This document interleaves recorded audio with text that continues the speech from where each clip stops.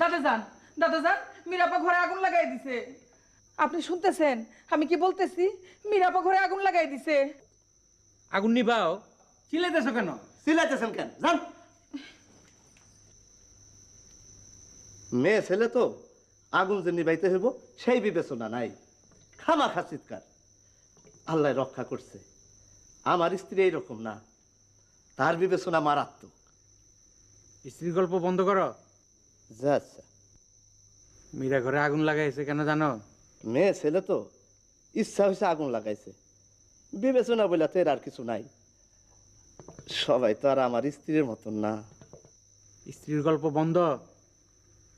মীরা আগুন লাগাইছে কারণ আগুন নিয়ে হইচই হবে, সবাই আগুন নিবানোর চেষ্টা করবে, মীরা এই ফাঁকে পালাবে। মীরা পালাইছে, যাও তোরে খুঁজে বের করো। যে আচ্ছা,